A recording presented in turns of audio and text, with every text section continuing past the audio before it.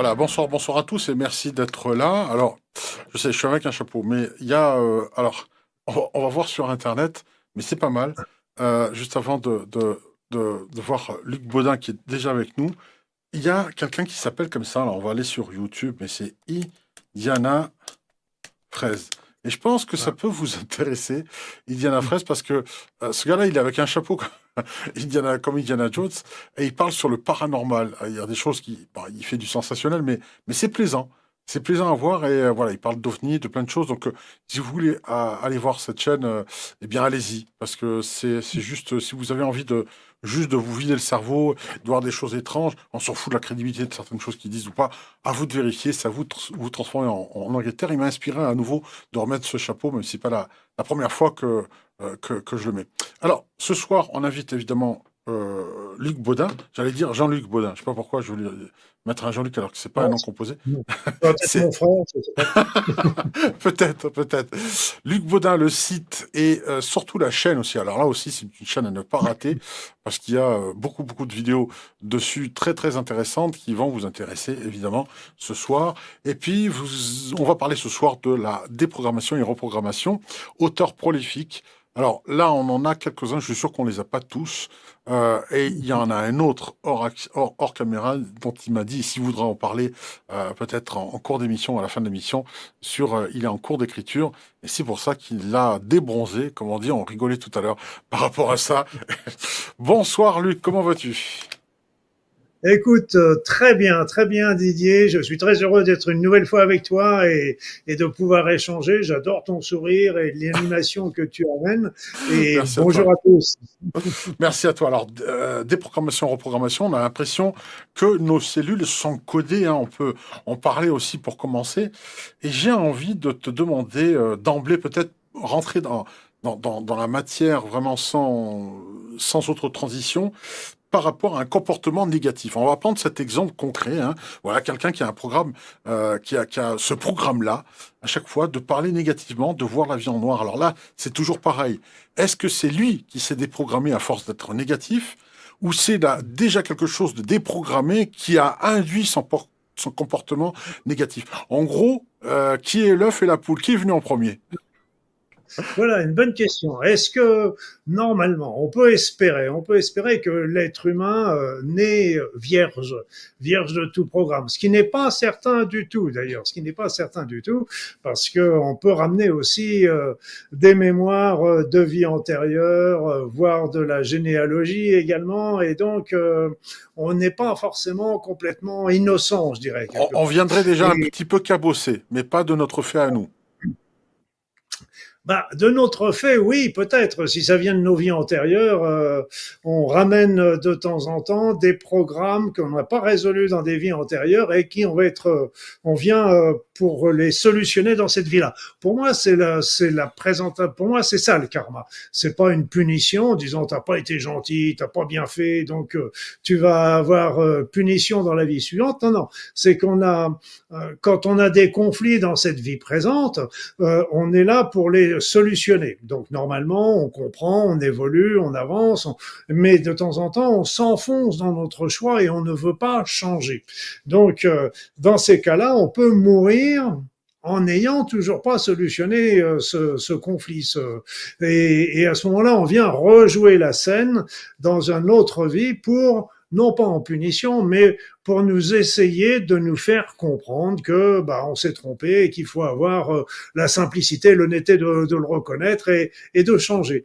Voilà donc et pour moi d'ailleurs il y a pas que ça bien sûr dans cette vie, mais si on commence là-dessus, on a choisi avant de venir sur cette terre un programme, une mission comme certains l'appellent. Moi, j'appelle ça plutôt un chemin de vie avec plein de choses qu'on a à y faire, à y apprendre, à évoluer. Et, et parmi elles, il peut y avoir justement ces programmes qu'on n'a pas résolus dans des vies antérieures. Mais donc, on revient avec des programmes erronés de vie antérieure, mais pour les solutionner, qu'est-ce qu'on va faire? On va choisir la famille qui a les mêmes problèmes que nous. Donc, c'est pour ça que les problèmes psychogénéalogiques et karmiques sont pratiquement identiques dans bon, pas forcément tous, mais dans bon nombre. Et en fait, on va revivre ces conflits dans notre vie actuelle, si bien que les conflits peuvent être, s'ils ne sont pas toujours, c'est pas une généralité, ça c'est, mais des conflits peuvent être similaires entre les conflits qu'on revient dans les vies karmiques et des conflits qu'on retrouve dans la généalogie. Et c'est pour ça qu'on peut les solutionner sur les trois plans. Le plan karmique de vie antérieure, le plan généalogique, ou tout simplement les travailler dans cette vie présente. D'accord. Alors là, il y a plusieurs questions qui viennent de me donner. Rien que dans cette première réponse, il y a plein de choses qui ont fleuri là dans ma tête soudainement. C'est-à-dire que au-delà du karma, au-delà des anciennes vies, au-delà du programme que l'on a déjà, qu'on ramène avec nous, et comme tu le dis, on n'est pas tout neuf, hein, on n'est pas tout innocent, on vient pas innocent les mains pleines sur terre. Il y a déjà une petite charge. Et donc, on choisit notre famille. C'est pas tombé dans l'oreille d'un sourd. On choisit le scénario qui va faire qu'on va pouvoir réparer ou reprogrammer ces erreurs-là. Alors, Pas au-delà de... réparer, hein. Oui, ah, C'est pas une question de réparation, hein. C'est une d'accord, question de compréhension. C'est différent. d'accord, Compréhension pour changer. Voilà. d'accord, pour changer. Donc, quelque part, dans la vie de tous les jours, de tout le monde, la tienne, la mienne et celle de tout le monde ici, souvent, on va être face à des configurations, des situations qui nous déplaisent parce qu'on n'aime pas ça. Question de goût et de couleur, mais on dit aussi les coups et les douleurs. Hein, chacun ses goûts. Voilà. Donc moi je dirais, ça c'est un coup qui va me faire mal, donc j'ai pas envie. En gros, je veux le dire pour prendre un langage putassier, ça m'emmerde, j'ai pas envie de le faire. Donc quelque part. Est-ce que le réflexe qu'on doit avoir, c'est de dire que quand ça nous embête de le faire, que quand ça nous chagrine un petit peu, est-ce que c'est là qu'il faut aller plutôt que de l'éviter? Est-ce que une situation qu'on n'a pas envie de faire est forcément un truc où il faut ne pas s'écouter forcément, hein, et y aller? Parce que je prends un exemple tout bête. Si tu prends un gamin de dire va pas à l'école, s'il n'aime pas l'école, il ira jamais à l'école, hein. Tu vois, si on l'écoute, il s'instruit pas. Donc, de la même manière, si nous, on s'écoute et qu'on écoute toutes les situations qu'on considère selon nos propres standards désagréables, on n'évolue pas. Est-ce que là aussi, il faut avoir cette attitude du challenge, d'aller à l'affront pour pouvoir dire, ah tiens, je vais peut-être me dépasser, et ce que j'aimais pas, finalement, je vais peut-être y trouver du plaisir. Oui, c'est-à-dire que je placerai pas le problème tout à fait sur les choses que je n'aime pas, parce que bon, les goûts et les couleurs, ça varie. On peut très bien, moi je sais que quand j'étais à l'école, il y avait des matières que j'adorais, des matières que je n'aimais pas, il y avait des professeurs que j'adorais, des professeurs que je n'aimais pas. Donc tout ça, il y a une question de feeling. Je placerai plus le sujet sur les situations difficiles ou les situations conflictuelles. Et donc, euh, qu'est-ce que je veux dire, c'est que quand, pour une même situation, deux personnes ne vont pas réagir de la même manière. Est-ce que tu me reçois bien toujours, Didier? Oui, alors quelques micro-coupures qui sont pas gênantes pour la compréhension. On a compris ce que tu disais là Ok. jusqu'à maintenant. Ça va. Oui. Non, parce que moi j'ai mon image qui est figée, c'est pour ça. Donc je te disais, pour une même situation, il va y avoir des personnes qui vont trouver la situation peut-être désagréable, mais sans plus, alors que pour d'autres, ça va être la grosse catastrophe de leur vie. Et ça, quand c'est dans la deuxième situation, si c'est vraiment une catastrophe dans sa vie, ça veut dire que ça correspond à nos souffrances, à nos désagréments. Et pour revenir un petit peu sur ta question, pour répondre plus facilement encore sur la notion de quelque chose qui me plaît et qui me plaît pas. Moi, je sais par exemple que quand j'étais médecin autrefois, eh bien, j'avais des patients qui m'étaient désagréables. Et donc, rien que de les voir déjà dans la liste des rendez-vous de la journée, ça me gâchait quelque part ma journée. Rien qu'à la vue, tu te disais, waouh, ça va pas. C'est une Ça y heure. est, Voilà, oui, c'est une consultation difficile.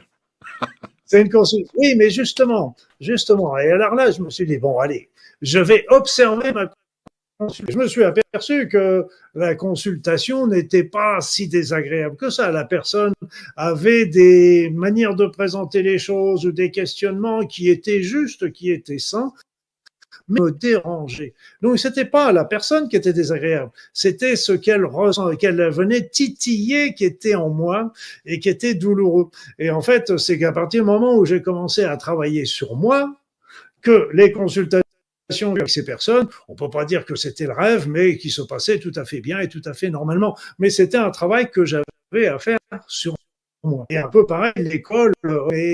Pourquoi t'as pas envie d'aller à l'école? T'as bien sûr des trucs, c'est pas toujours évident, il y a plein de choses. Mais d'un autre côté, t'as les copains, t'as les copines, t'as plein de choses qui sont sympathiques. Qu'est-ce qui fait? Donc il faut toujours essayer d'aller un petit peu creuser le pourquoi ça nous est désagréable. Et ça, je pense que c'est là qu'on trouve les meilleures réponses. Alors, on va parler autrement. Là. Cette question-là fait suite à une autre question que j'ai déjà préparée. Mais plutôt que de les donner en groupe, je vais commencer par une.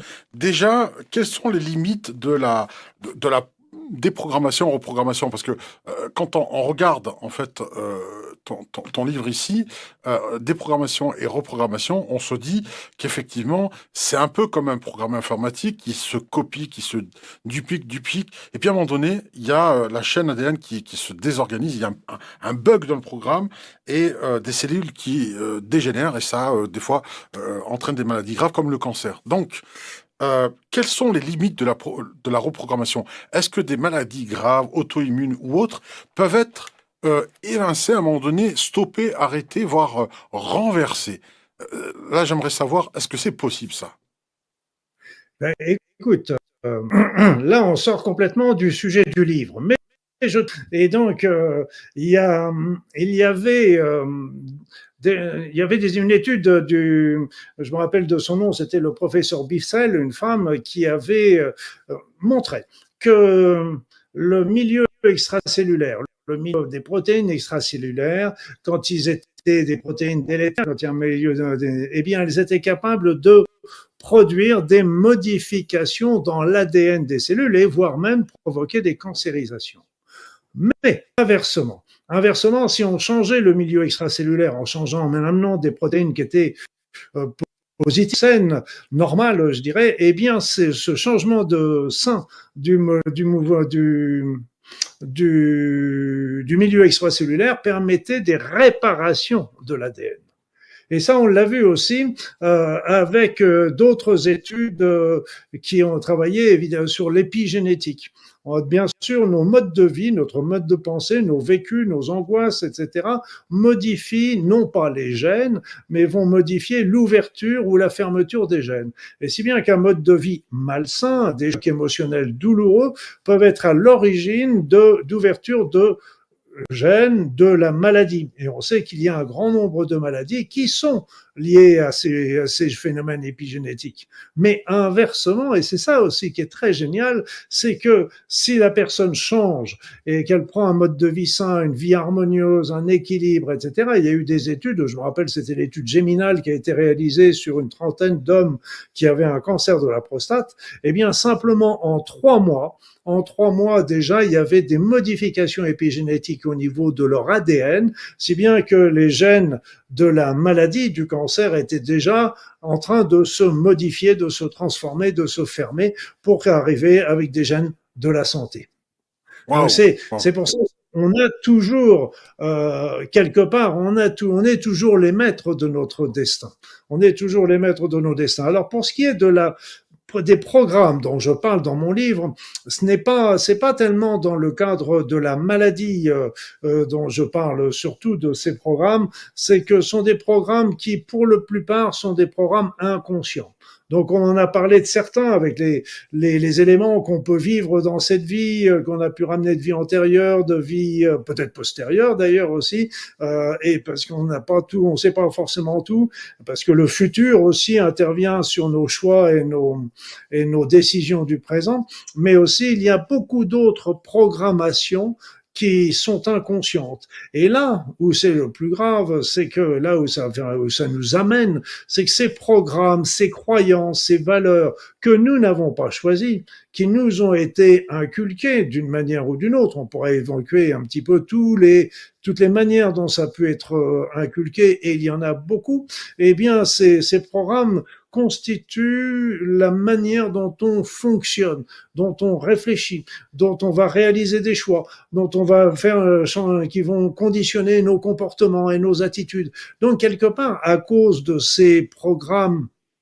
inconscients, non choisis et délétères, on peut avoir à ce moment-là des comportements et des choix qui ne nous reviennent pas, parce que si nous étions sans ces programmes perturbateurs, eh bien, à ce moment-là, nos choix, notre vie prendrait une autre tournure, mais là, ce serait la vie véritablement que nous aurions choisie et non pas celle qui nous est définie par ces croyances parce que faut bien comprendre que nous sommes dirigés essentiellement par notre inconscient.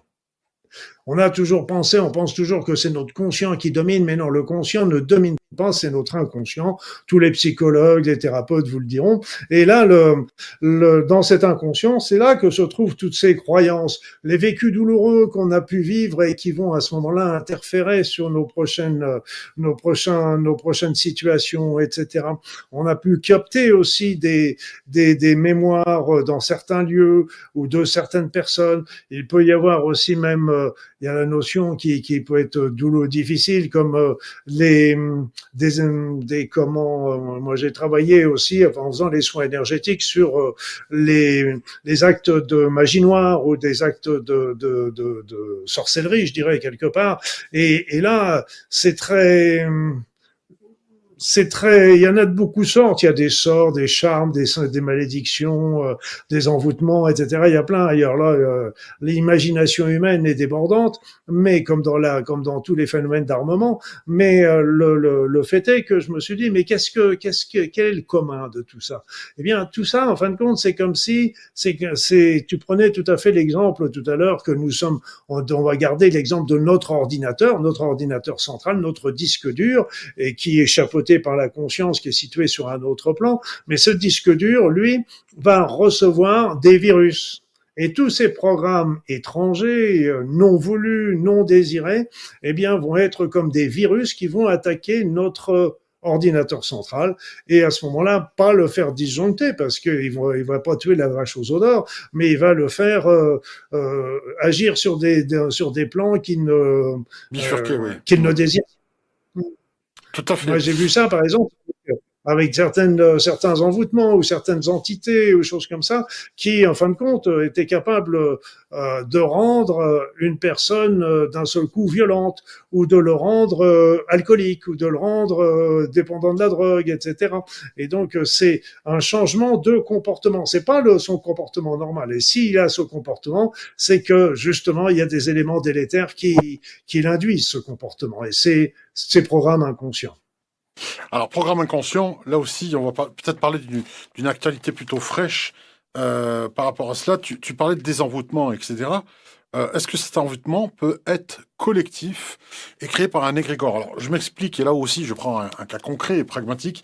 On sait très bien, il y a, je crois, c'est le roi Charles III d'Angleterre, qui actuellement, je crois il a un cancer, il me semble, d'après les actualités, et aussi la princesse Kate Middleton. Alors, c'est d'ailleurs curieux qu'on nous ait comme ça, enfin, moi étant tout petit, toujours les contes des princesses, le prince charmant, la princesse, le royaume et tout, c'était magnifique. Et depuis Lady Diana, c'est juste, on se rend compte que le protocole justement de la royauté, voilà, de la monarchie anglaise, je ne sais pas comment appeler ça, mais n'est pas si rose que ça.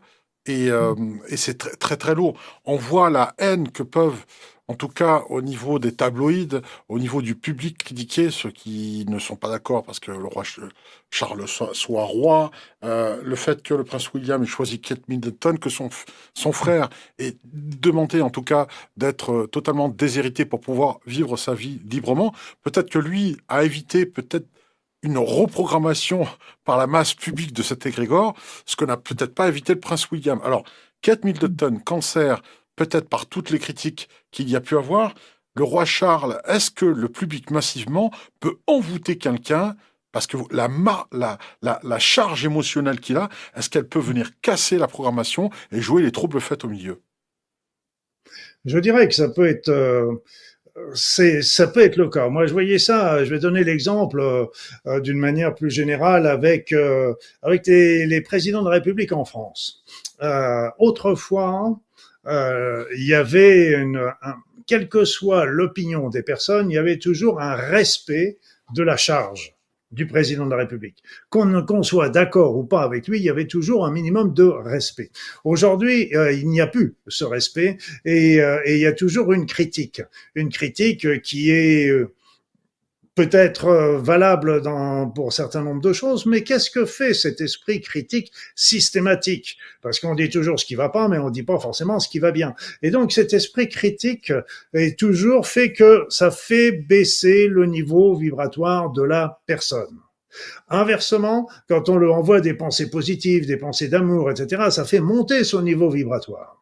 Donc, pour monter son niveau vibratoire, ça peut l'aider à changer ses paradigmes, changer sa manière de voir pour peut-être prendre des décisions qui seront être utiles pour toute la population. Inversement, si le niveau vibratoire bas, ça va changer les paradigmes qui va peut-être faire qu'il va prendre des décisions plus tournées vers d'autres motivations, mais aussi sur le plan de la maladie dont tu parlais, c'est que ça fait baisser le niveau vibratoire. Or, baissant le niveau vibratoire sur le plan énergétique, ça favorise ce genre d'éléments de la maladie, ça c'est clair. Sur le plan énergétique, j'entends. Et il y a aussi des chocs émotionnels. J'avais lu qu'il y avait un article, il y avait, je sais plus, une personnalité assez connue qui travaille beaucoup avec les monarques, et il disait que peut-être que, par exemple, le problème qu'il avait avec son fils, je sais plus lequel, celui qui est parti aux États-Unis, eh bien, ça l'a beaucoup marqué, cet homme, Charles III, qui est humain avant d'être un monarque, et peut-être aussi que ça a contribué à faire non pas la maladie, mais faire aussi peut-être le facteur déclenchant. Le facteur déclenchant. C'est pas la cause, hein, c'est juste un catalyseur. Un catalyseur. C'est juste un catalyseur qui fait que ça va se localiser à tel endroit, à tel moment. Donc et puis, mais je dirais quelque part, bon, le problème, c'est qu'ils sont des personnalités publiques mais c'est un peu comme quand j'entends parler de toutes ces histoires avec Madame Macron. Est-ce que c'est Madame Macron ou Monsieur Macron? Mais je dirais quelque part, de ça, on s'en fiche. Qu'est-ce que ça peut nous faire? C'est sa vie, c'est à que ça regarde. C'est vrai. Et on a des choses qui sont bien plus importantes. Moi, qu'elle soit monsieur ou madame, je m'en fiche. Le principal, c'est qu'est-ce qu'elle a dans le cœur, cette personne. C'est ça qui est important. C'est vrai. Et après ça, qu'elle soit ce qu'elle veut, le principal, c'est un peu comme on posait la question sur les personnes qui sont trans, et qui choisissent ce qu'elles veulent, ces personnes. Mais elles, entre les deux, qui me disent simplement s'ils sont entre les deux, comment je dois les appeler. Et puis après ça, moi, ça me dérange pas. Le principal, c'est que eux ou elles soient heureuses. Et c'est tout l'essentiel. Le reste, ça ne nous regarde pas. Tout à fait. Tout à fait. Alors, apprendre, je dirais que, voilà, on peut faire le lien déjà avec les constellations familiales, déjà, pour trouver cette programmation, peut-être pour résoudre les problématiques. Qu'est-ce que tu en penses? Est-ce que ça, déjà, c'est un bel outil pour, entre guillemets, reprogrammer ce qui a été... les bugs, quoi, qu'il y a eu la charge que l'on peut avoir de ce qu'on est venu avec notre petit sac à dos, pas tout neuf, déjà se débarrasser de ça, ce qui est la vie intra-utérine. Est-ce qu'on peut... Bien sûr, parce que Dieu sait qu'on en travaille depuis la vie intra-utérine, et ça, tu sais, moi je voyais ça au cours de mes consultations. Par exemple, il y avait un gynéco qui dit à la future maman, que l'enfant est mal placé, que c'est inquiétant parce que l'accouchement a l'air bientôt, etc. Donc ça, la maman est inquiète, elle en parle au papa, elle en parle à la mère, elle en parle aux amis, elle en parle aux proches. Et donc tout le monde est inquiet, mais le bébé qui est dans le ventre, lui, il comprend pas la situation. D'un seul coup, il sent que tout le monde est inquiet, angoissé, etc. Et moi, je faisais dans mes consultations, souvent, je mettais les mains sur de la maman, elle mettait les mains aussi sur son ventre, et on allait discuter avec l'enfant, l'être qui est dans son ventre, pour lui expliquer ce qu'il se passe. Parce que c'est comme pour les enfants, un peu plus grands de temps en temps, et même nous, c'est pareil, on voit des situations, et nous allons les interpréter différemment de ce qu'il est en réalité, et ça va nous faire un programmant, un choc émotionnel, un programmant qui peut venir produire des problèmes par la suite. Et c'est vrai qu'on retrouve, mais comme je te l'ai dit, on retrouve ces mêmes conflits au niveau karmique. Et moi, je sais qu'à un moment dans ma vie, j'ai eu des soucis personnels, comme on en a tous à un moment ou à un autre de notre vie. Et en fait, il s'est trouvé que j'avais un ami qui remontait dans les vies antérieures et avec lui, je suis remonté dans la vie antérieure qui correspondait à la problématique que j'étais en train de vivre dans cette vie. Et d'un seul coup, j'ai tout compris. J'ai compris pourquoi, comment, qu'est-ce qui se passait, etc. Et ça m'a permis d'admettre les Donc, en choses. le soignant De à la lui, même tu t'es manière, soigné à toi en même temps, par la même occasion. Il y avait un problème commun, voilà, un décodage je commun. me voilà, comprenant ce qui s'était passé, je comprenais ce qui m'arrivait là maintenant. Et là, c'est pareil au niveau familial, on a des charges qui nous sont inculquées et qui sont qui nous arrivent d'une manière très inconsciente et qui risquent de nous programmer et justement de nous faire répéter la scène d'une manière involontaire parce qu'on a pris la charge du père ou la charge de la mère et nous les avons remis dans notre vie et nous sommes en train de les revivre. Le côté positif, c'est que si nous arrivons à solutionner ces charges, ces programmes, justement, eh bien, non seulement on va nous se soulager, mais on va soulager la généalogie, les ancêtres, et on va éviter que nos enfants reprennent le flambeau dans la leur. Donc c'est très. Moi j'ai vu comme ça une femme qui n'avait pas trouvé de mari, mais qui vous désirait un enfant. Et donc elle a décidé, je vais prendre un géniteur. Donc elle a trouvé un homme avec qui elle a fait un enfant sans le lui dire, et elle a élevé son enfant toute seule. Et quand elle est remontée après, d'autant plus tard dans la généalogie, elle a trouvé une arrière-grand-mère, je sais plus quoi, s'appelait Marie et qui était femme célibataire. Et elle est remontant encore un peu plus loin, il y avait une Marie-Antoinette qui était aussi mère célibataire. Donc c'était curieux parce qu'on retrouvait la similarité avec le prénom et la situation.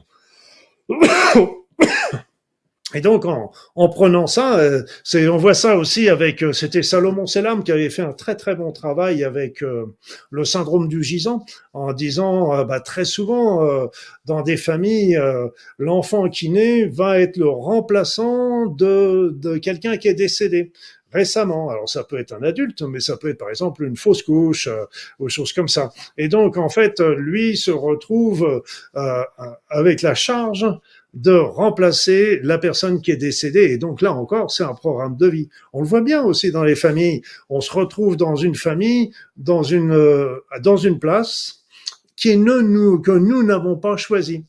Et on nous demande de l'assumer. Et puis si on ne l'assume pas, personne n'est content.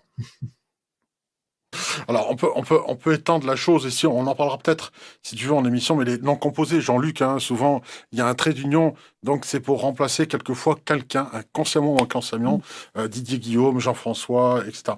Les noms composés, on dit Oui, cela, voilà, bon, il y a René, il y a voilà, oui. Gisèle. Gisèle, la Voilà, donc gisante, oui, tout à fait. On pourrait y passer la nuit. Alors, j'ai envie de parler avec toi. Alors, je suis désolé, la question va être un petit peu longue parce qu'il faut poser le cadre. Et particulièrement avec toi, Luc, vraiment, j'aimerais en parler. Je vais en faire un podcast, indépendamment, mais j'aimerais avoir ton avis là-dessus. Alors, tu parlais tout à l'heure de la vibration, le fait de monter sa vibration, c'est important apparemment, hein, tu mets le doigt dessus, ça fait deux, trois fois que tu y mets une importance particulière. Voilà, alors, il est vrai, je me lance, je suis désolé, je vais me mettre en plein écran, Luc, juste pour bien cadrer les choses. Alors, c'est vrai qu'il y a une prise de conscience il y a quelques temps que j'ai faite où je regardais, lorsque j'étais petit, je détestais regarder Bernard Pivot et Apostrophe, que je rebaptisais Catastrophe comme, comme émission. Parce que c'était souvent très tard, avec de vieux grincheux qui étaient souvent à l'académie, pour moi, pas l'académie des Neufs qu'on voyait avec Jean-Pierre Foucault, mais plutôt l'académie française. Donc, des personnes assez âgées qui écrivaient des gros bouquins. Il n'y avait évidemment pas d'image, moi qui adorais voir les BD. Enfin, tu vois le cadre, déjà, Lucas, j'imagine. Et ça te fait sourire, et je pense aussi qu'on est tous passés par là. Et ces gens ont une parole impeccable. C'est-à-dire que quand on écoute Bernard Pivot ou Michel Onfray, pour être plus récent, on a l'impression que dans leur intimité, la plus grosse insulte qu'ils puissent dire, c'est « tu m'embêtes, chérie ». Crotte, zut, flûte. Et c'est le niveau maximum de ce qu'ils peuvent dire comme langage, on va dire, ordurier sortant de leur bouche. Mais plusieurs religions, plusieurs textes sacrés disent, si tu n'insères pas des choses mauvaises pour avaler, pour te nourrir, ne souille pas ta parole en sortant des mauvaises paroles. Donc on dit cela. Il y a aussi les 4 accords Toltec que tu dois connaître aussi, Luc, hein, j'imagine, c'est un classique, qui dit que ta parole soit impeccable. Et là, je me suis rendu compte de quelque chose, ça a été fulgurant pour moi. J'écoutais l'autre fois Michel Onfray, et d'un coup, il y a eu une compréhension, une prise de conscience, et tu fais partie de ces personnes-là qui ont cette parole impeccable, ou de l'expression qui sort, en tout cas de tes paroles et d'autres. Vous êtes à ce niveau-là, vous êtes conférenciers nationaux, voire internationaux, vous êtes appelés de partout. Parce que votre vibration est haute, parce que votre parole est impeccable. Parce que votre parole est impeccable, votre vibration est haute. Et finalement, ce que je considérais comme quelque chose de trop aristocratique lorsque j'étais étudiant, en fait, aujourd'hui, je comprends que la parole impeccable, la parole juste, c'est ce qui fait augmenter la vibration. Que penses-tu de cela, d'avoir la parole juste, puisque le verbe est créateur, hein, on dit que la lumière soit et la lumière fut, etc. Donc notre parole, notre pensée est créatrice. Donc là aussi, par rapport à la programmation-reprogrammation, le fait d'éviter d'avoir un langage ordurier, est-ce que ça nous fait augmenter les vibrations et faciliter cette reprogrammation? Voilà, j'y suis arrivé. Ouf. Laissons un petit peu de côté la reprogrammation pour le moment, mais le fait est que à partir du moment où notre pensée, notre parole et nos actes sont en adéquation, on est dans l'équilibre et on est dans l'harmonie. Après, d'être les propos orduriers, bien sûr, il peut toujours y en avoir qui nous échappent, c'est clair. Mais bon, il faut rester dans le domaine, je dirais, dans les convenances par rapport à ce qui peut être dit. Mais la plupart du temps, ça ne sert à rien. Parce qu'en fait, là encore, quand on n'est pas d'accord, de donner des noms d'oiseaux à l'interlocuteur ne mènera à rien, si ce n'est que de le bloquer et de bloquer encore un peu plus le débat. Par contre, d'exprimer son opinion sans juger l'autre, mais en donnant sa propre opinion, tiens, tu penses ça, mais moi j'aurais plutôt vu ça comme ci ou comme ça, on respecte la parole de l'autre et on donne son opinion à soi. On ne reste pas sans rien dire, parce que ce qu'il faut bien comprendre, c'est qu'il n'est pas question de rester dans le silence et d'être des bisounours qui vont dire oui, oui à tout. Mais par contre, il est important de respecter toujours l'interlocuteur. Et moi, j'avais vu ça aussi, ça m'avait beaucoup intéressé avec quand j'avais fait des formations en PNL, avec l'énéagramme, etc. Il y a bien longtemps, mais ça m'avait ouvert les yeux que, eh bien, nous sommes tous des êtres humains, mais nous n'avons pas tous les mêmes motivations. Et donc ça, c'est très important à comprendre. Je vais donner un petit exemple. C'est que, bon, il est évident que nous avons tous besoin d'argent dans cette société parce que c'est l'énergie de la société et puis il faut bien y vivre. Mais on recherche tous l'argent, mais pas forcément pour les mêmes choses. Il y a des personnes qui vont chercher l'argent parce que ça va leur donner la force, le pouvoir, etc. Il y en a d'autres qui vont chercher l'argent parce qu'ils vont faire leur petit pas de laine, ça va leur permettre d'avoir la sécurité pour leur retraite, etc. Il y en a d'autres pour leurs enfants. Il y en a d'autres, ils vont chercher l'argent parce que, bah, tout simplement, ça va leur permettre de les distribuer aux autres, aux enfants, les donner autour. Et il y en a d'autres qui vont chercher de l'argent pour faire la fête. Ça va leur permettre d'aller passer un week-end aller jouer dans un grand hôtel ou d'aller à la roulette, etc. Donc chacun a ses motivations. Et donc, il y en a pas une qui est mieux que l'autre. Faut être très, très clair là-dessus. C'est pas aussi caricatural pour tout le monde, mais, et donc, il faut toujours respecter l'opinion ou là, ça fait partie aussi de ce que j'appelle les croyances, hein, ce que je viens de dire, ou les valeurs. Et donc, il faut toujours respecter. Et ça aussi, c'est intéressant parce que, en écoutant aussi les arguments des autres, même si au départ, on n'est pas d'accord, eh bien, de temps en temps, on tombe de haut parce que on s'aperçoit qu'ils ont pas, ils ont pas tort et que nous, ça nous permet de nous remettre en question et c'est ça la vie et c'est ça qui est important, de toujours accepter les choses différemment, mais de le dire, de donner nos opinions, de donner nos impressions et ça, c'est très très important. Je ne sais pas si j'ai répondu complètement à ta question en disant ça. En grosse partie, oui. Moi, ce que je remarque, c'est que ces personnes-là arrivent à avoir une plus large diffusion que celui que l'humoriste qui restera humoriste avec un langage grossier qui va faire du monde mais qui aura une Oui, courte carrière comparativement à l'intellectuel qu'on prend pour quelqu'un. Je te dis aussi ce truc aristocratique, c'est un oui, mot qui c'est pas une insulte hein, évidemment, mais ça rend inaccessible. Et pourtant moi, ce que je vois, quelqu'un a fait la remarque pendant ta réponse, effectivement, une certaine Stéphanie dit, ça veut dire que quelqu'un qui est grossier au quotidien a de basses vibrations. J'ai répondu simplement, oui, c'est un petit peu mon idée. oui, Voilà, voilà, oui. il y a de ça. C'est- Si tu veux, tout dépend aussi comment il le vit cette personne, parce que je voyais beaucoup les adolescents, ils sont pratiquement en train de s'exprimer toujours en s'insultant, mais ça part pas du cœur, c'est pas quelque chose quand ils balancent des choses qui pourraient nous paraître ignobles en tant qu'adultes, pour eux, ça les fait rigoler et ça va pas plus loin. Et donc, tout dépend aussi de l'intention qui est mise derrière. Mais là où je te rejoins, Didier, c'est que les deux marchent ensemble. C'est-à-dire que en changeant nos pensées, c'est-à-dire en inculquant des pensées plus élevées, en acceptant la compréhension, la tolérance, le partage, l'équité, le Voilà, c'est ça. On y est. non-jugement. On y est. Voilà, c'est ça. Et donc, à ce moment-là, on élève notre vibration, c'est vrai. Ouais, Et ok. donc, mais inversement, en élevant notre vibration, on change aussi nos pensées. C'est Oui, vrai aussi. c'est Donc ça. les deux marchent ensemble. Et ce qui permet surtout aussi, comme c'était Wendayer qui disait quelque chose comme quand on change notre regard sur les choses changent.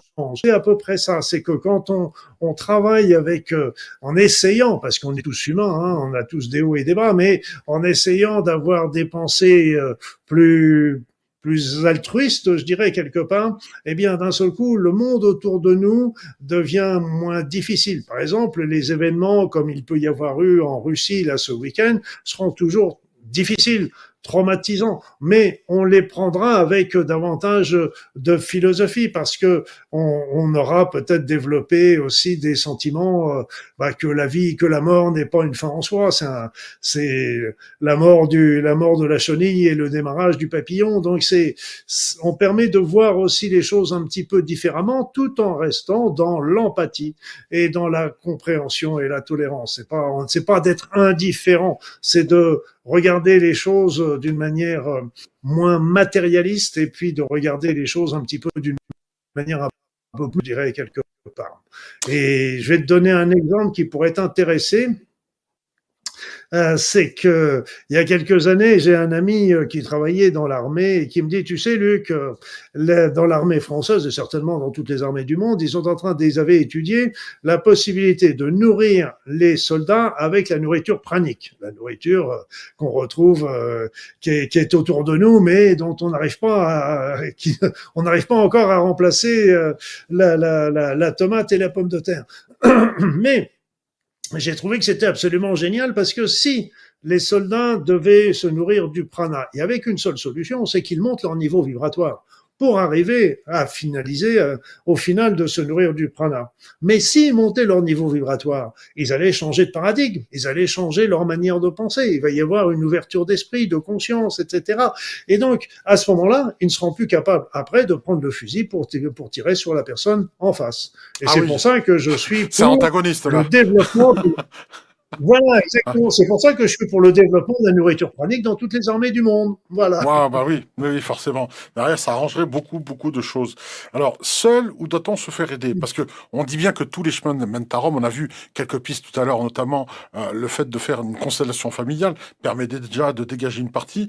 Est-ce qu'on doit forcément, tu sais, quelqu'un m'a dit il y a encore quelques jours, m'a répété, il y a une des rares choses dans lesquelles on est seul, c'est quand on a la maladie en soi, hein. On a beau être entouré, on est seul à combattre sa maladie. Même si on est entouré, on doit se battre, hein. C'est un combat qui nous appartient, auquel on n'a pas vraiment le choix. Une fois que la maladie est là, qu'elle se déclare, il faut se battre. Et je remercie Christine pour ça. Je l'embrasse au passage. Alors, justement, Je dirais, je, oui, di- alors vas-y. je dirais comment, c'est que je suis pas très favorable à la notion du combat dans la maladie. Je comprends pourquoi on le dit, et moi je l'ai utilisé et je l'utilise encore souvent.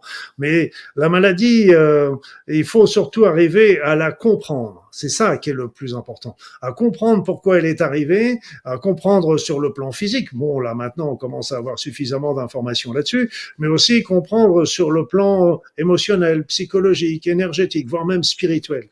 Et c'est ça qui est important d'avoir une compréhension parce que c'est un peu comme si on se retrouvait divisé. Il y a nous et il y a la maladie. Ça fait deux entités à part, mais en fin de compte, c'est faux. La maladie vient de nous, la maladie est en nous, et donc il faut pas la prendre. Si on est dans un combat, c'est-à-dire qu'on est en train de se bagarrer aussi contre soi-même. Donc c'est plutôt essayer de comprendre pourquoi la maladie est arrivée, qu'est-ce qui a fait que le corps a décidé, alors qu'il est merveilleux, qu'il a des pouvoirs de réparation et de guérison incroyables, qu'est-ce qui a fait qu'il a accepté, voire décidé, qui sait, de déclencher une maladie. Donc ça, c'est très très important parce que là, d'un seul coup, moi j'en discutais souvent avec, parce que j'avais, quand j'exerçais, j'ai un diplôme en cancérologie clinique et j'avais beaucoup de personnes avec le cancer qui venaient me voir pour que je leur donne des remèdes naturels ou des thérapies naturelles en complément des traitements conventionnels parce que moi je travaille toujours sur un consensus et de trouver toutes les solutions partout. Mais il était important d'essayer déjà de renouer sur une unité en nous et puis on voit ça avec les cellules révertantes aussi par exemple on sait qu'il y a des cellules cancéreuses qui spontanément vont être capables de revenir à l'état normal, pas complètement, mais suffisamment pour retrouver leur fonction au sein de l'organisme. Ce sont les cellules dites révertantes. On sait qu'il y a certaines plantes, certaines vitamines, certains sont capables de favoriser cette réversion cancéreuse. Et ça, c'est pour moi quelque chose qui est assez extraordinaire parce que ça veut dire que bien sûr, là, on s'est orienté vers le combat, la chirurgie, la destruction des cellules cancéreuses, etc. Et c'est très bien. Et ça, je ne dirais jamais le contraire. Mais seulement, on pourrait peut-être envisager de faire des recherches sur une autre voie qui consisterait à faire normaliser ces cellules cancéreuses parce qu'on sait que c'est possible. On sait qu'il y a des situations où c'est possible. Alors, c'est possible sur un petit nombre de cellules par rapport à l'ensemble de la tumeur, mais pourquoi on a eu des résultats qui étaient intéressants, en particulier pour certaines leucémies, avec des dérivés de la vitamine C, de la vitamine A, pardon, les tout transrétinoïdes, et donc il y a certainement une voie et moi je regarde aussi toujours sur le cas des, des personnes qui ont des rémissions prolongées, voire qui ont carrément des régressions, voire des disparitions, les miracles qu'il peut y avoir. Le surnaturel est toujours un naturel que nous n'expliquons pas encore. Donc il faut bien le comprendre. Et qu'est-ce qu'elles ont fait ces personnes qui ont ainsi peut-être réussi à dominer la maladie, voire en sortir. Donc moi je suis partisan toujours de travailler sur tous les plans physiques avec les médecines conventionnelles, naturelles, énergétiques, travailler sur le plan émotionnel, le plan psychologique et le plan spirituel. Et quand, je ne sais pas d'où viendra la maladie, mais on s'en fiche. Le principal, c'est qu'elle soit là. Et c'est ça. Mais la maladie est surtout un problème de compréhension du sens de la maladie. Pourquoi je vais donner un exemple aussi. Tiens, j'avais un patient qui avait un cancer de la vessie. Il va voir son cancérologue et son cancérologue lui dit, il va demander, mais pourquoi moi j'ai un cancer de la vessie? C'est toujours difficile de dire le pourquoi. Le cancérologue lui dit, est-ce que vous avez fumé? Oui, j'ai pas mal fumé autrefois. C'est certainement ça qui a favorisé ce cancer de la vessie. Mais la question subsidiaire qu'on peut se poser, c'est pourquoi, si j'ai fumé, pourquoi c'est le tabac m'a provoqué un cancer de la vessie et non pas un cancer de la gorge ou du poumon, comme il aurait été plus logique d'avoir. Là, on n'a pas la réponse. Et les réponses, on peut les trouver, mais en travaillant sur d'autres plans de compréhension par rapport, ce qui ne niera pas le fait que le tabac a été la cause. Mais il y a eu d'autres facteurs qui interviennent. Moi, j'ai vu plein de patients qui venaient me voir en me disant, mais pourquoi j'ai un cancer? Parce que j'ai toujours fait attention à ce que je mangeais, j'ai toujours fait du sport, j'ai pas fumé, j'ai pas bu, etc. C'est pas juste. Et donc, si on se place toujours un petit peu, on revient un petit peu sur le niveau énergétique, mais si on se place que sur le plan matériel, c'est vrai que c'est une grande injustice. Et la maladie nous oblige à nous poser des questions sur plein de choses qui sont de manière beaucoup plus subtile par rapport à la vie, par rapport à la mort, par rapport à l'existence d'un monde en dehors sur un plan plus subtil, etc. Donc la maladie nous remet face à des questions essentielles, je dirais existentielles. Et c'est là le chemin, et je suis d'accord avec cette personne, c'est que la guérison ne peut venir que de la personne malade elle-même. Les thérapeutes, les médecins et tout ça vont l'aider sur son chemin avec les traitements, avec les conseils, avec les thérapies, etc. Mais qui est-ce qui va guérir en définitive? C'est la personne. Et c'est pour ça que c'est un chemin de guérison et qui est un chemin, je dirais quelque part initiatique, un chemin d'évolution également. Très, plus la maladie est grave et plus c'est difficile. Alors, oui, ou autrement dit, l'irrationnel est quelque chose qui n'est pas encore rationalisé, hein, pour te paraphraser. Tout à fait. Alors, on va parler de technologie SF, justement, la science-fiction. Vous savez, je suis trekiste parce que passionné par, j'adore Star Trek. J'ai regardé tous les Star Trek, toutes les séries, et il y a toujours, en tout cas, l'idée de Gene Roddenberry, c'est qu'il donnait la science et la technologie comme quelque chose qui n'allait pas nous transformé en tout cas dans le transhumanisme qu'on prend aujourd'hui, hein, mais plutôt à l'époque il y avait une idée peut-être naïve dans les années 60, au moment de la création de la série, la première du genre avec Captain Kirk, Spock, McCoy et compagnie, que la technologie allait être au service de l'humain et pas l'inverse. Et ce qui se passe, c'est que dans le domaine médical, à cette époque-là, il n'y a plus de cancer, il y a plus de... voilà, les maladies ont quasiment disparu, on mort quasiment tous de vieillesse. C'est une science-fiction, par contre, hein, voilà. Il y a le capitaine Picard, par exemple, qui s'est fait planter un couteau par un extraterrestre. On lui a mis un cœur artificiel. Alors là aussi, ça pose une question éthique et peut-être énergétique. Si on arrive à compenser, j'ai un problème au foie, on dit voilà que c'est la colère ou quelque chose comme ça. Je me fais remplacer le foie en disant allez, il m'embête ce foie-là, j'ai pas envie de bosser là-dessus, je vais le virer et mettre un foie, parce que je me retrouve dans Star Trek, hein, tout est possible. Et donc, bah, tu es avec moi, Luc, hein, tu es dans ce domaine, dans ce monde-là, en 2500 et quelques, et je me fais mettre donc un foie artificiel. Donc tout rentre dans l'ordre, et puis d'un coup, il y a quelque chose qui déconne. Est-ce qu'à ce moment-là, tu vas me sauter dessus, Luc, en me disant, écoute, tu n'as pas résolu le souci, tu auras beau remplacer chaque organe, le problème va se déplacer ailleurs, comme pour dire que tant que tu n'auras pas avalé l'assiette, le plat te sera toujours resservi plus épicé. Est-ce que c'est l'idée? C'est tout à fait l'idée. C'est tout à fait l'idée. C'est pour ça que moi, je dirais, il faut faire très attention aux faiseurs de miracles, aux personnes qui peuvent, voilà, imaginons, avec, avec une baguette magique, on arrive à soigner, à guérir toutes les personnes qui ont un cancer. Bah, évidemment, ces personnes seront évidemment heureuses et je serai heureux pour elles, c'est évident. Mais le problème, c'est que justement, c'est que le problème n'aura pas été résolu dans le fond. Tu parlais de la colère, il peut y avoir des émotions, des chocs émotionnels, des conflits, etc. Et donc, tout ça n'aura pas été résolu. Et si bien que le problème, c'est que le problème reviendra sous une forme ou une autre. Et c'est pour ça que j'avais été très triste il y a 2-3 ans quand j'avais lu dans des revues médicales que 60% des femmes qui étaient en rémission de leur cancer du sein n'avaient rien changé dans leur vie. Et ça, je trouve que c'est terrible parce que justement la maladie nous demande de changer de mode de vie, de manière de penser, de manière de faire, etc.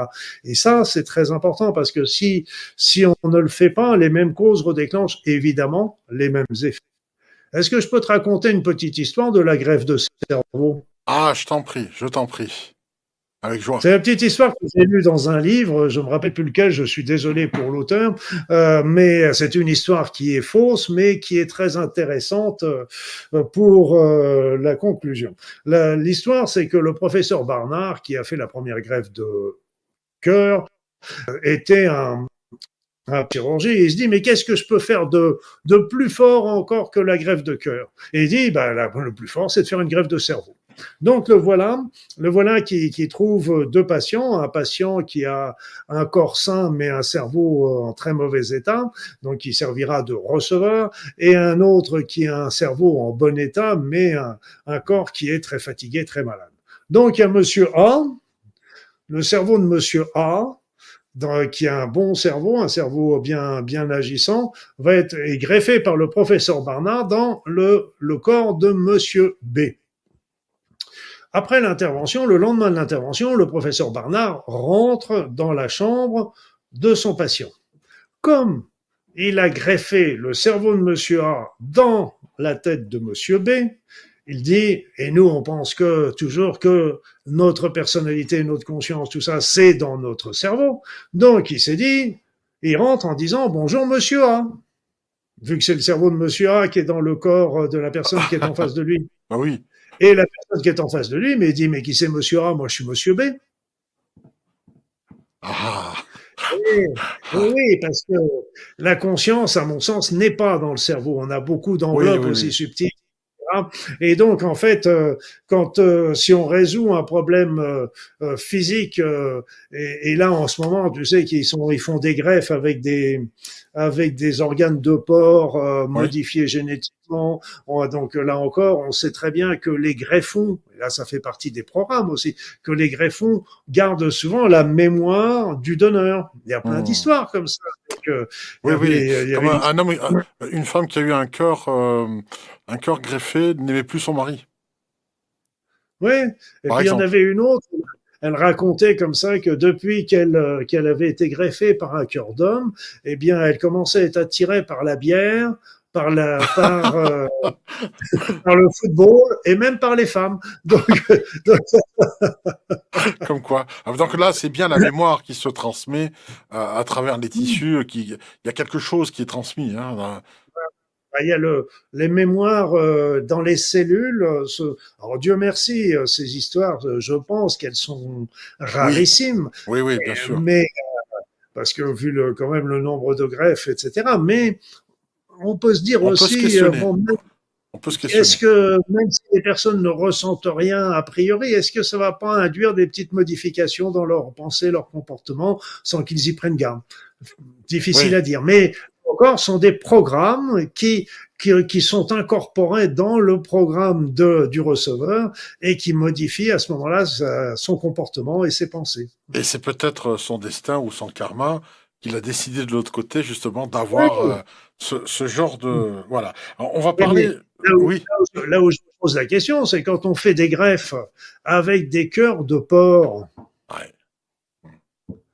même s'ils sont modifiés génétiquement pour éviter les rejets de greffe, qu'est-ce qui va y avoir comme transmission de mémoire à ce moment-là? C'est là Ah que je bah, si m'inquiète. un jour je te regarde et puis je renifle comme ça en faisant... Ah bah, tu sauras que j'ai peut-être eu... Tu été greffé de ton cœur. Que la greffe que tu attends depuis 6 ans, elle est arrivée. Ça sera le signe, en tout cas.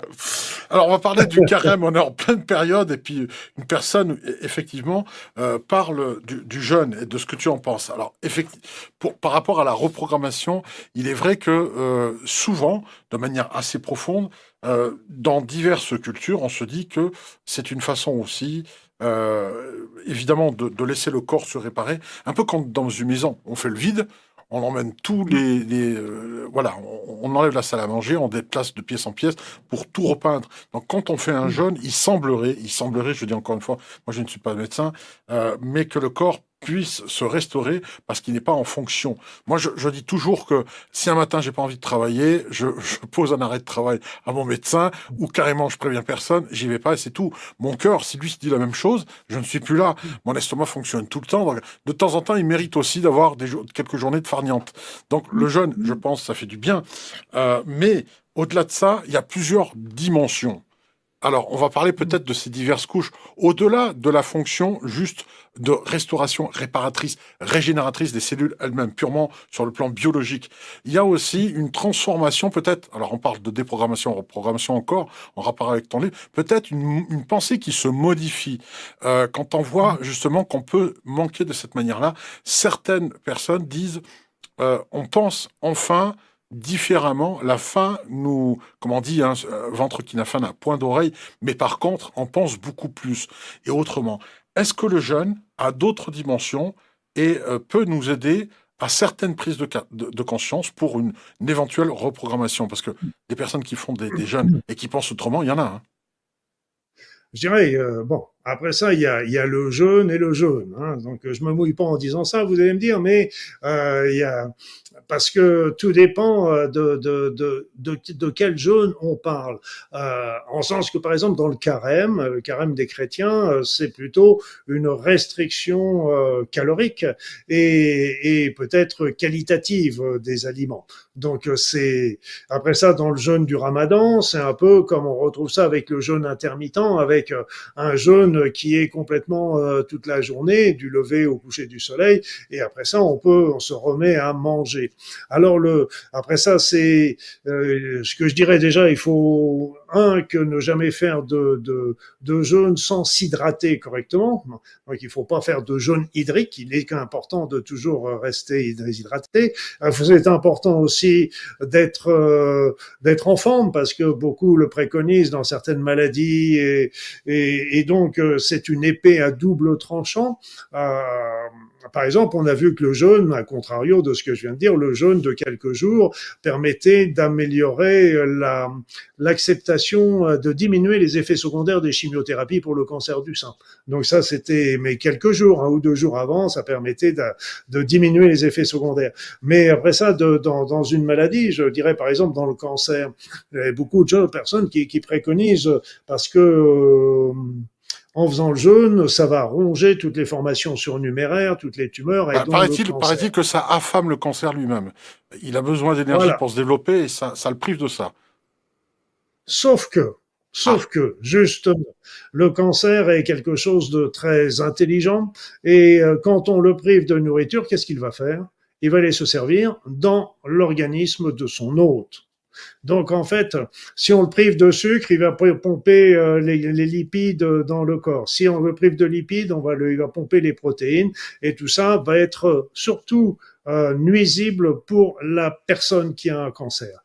Et en plus, on sait très bien, par exemple, dans un cancer, que si une personne maigrit de plus de 10 à 15% de son poids corporel, à partir du moment où son poids corporel est normal, eh bien, c'est très péjoratif pour l'évolution du cancer. Donc, c'est une épée toujours à double tranchant. Donc, il y a disons, dans le cas de figure, pour moi, personnellement, dans le cas de figure, d'une personne qui est en bonne santé, qui n'est pas malade, de faire des jeûnes de temps en temps est intéressant, de le faire dans un cadre avec que ce soit pas un jeûne hydrique, on peut faire même un jeûne en ne buvant que du bouillon de légumes, il y en a qui font ça avec le raisin, etc. Mais ce qui est important, c'est de voir d'une part la durée du jeûne qu'il doit demeurer toujours raisonnable parce que quand c'est un jeûne plus ou moins complet, mais aussi ces jeûnes complets, moi je conseille qu'il faut qu'il soit suivi par un thérapeute qui soit un médecin qui soit compétent parce qu'il y a une phase de d'épuration, de nettoyage de l'organisme, il peut y avoir des problèmes de troubles de transit, etc. Donc tout ça, il faut qu'il soit bien accompagné par quelqu'un de compétent, par un médecin, etc. Et, et après, les jeûnes sur des périodes longues sont, à mon sens, là encore des épées à double tranchant. Je suis plus partisan, personnellement, pour faire des petits jeûnes à la rigueur d'un week-end, par exemple, mais il faut de les faire. Et là, on rejoint un petit peu ta question, c'est de les faire dans un cadre de méditation, de relaxation, d'aller oui, se promener dans la nature, c'est ça. d'aller. Mm. Donc ça, oui, Donc, mais c'est des jeunes courts de 24 à 48 heures et qui sont dans un cadre méditatif. Et là, c'est vrai ça nous permet de beaucoup mieux élever nos pensées et notre vibration. C'est exact.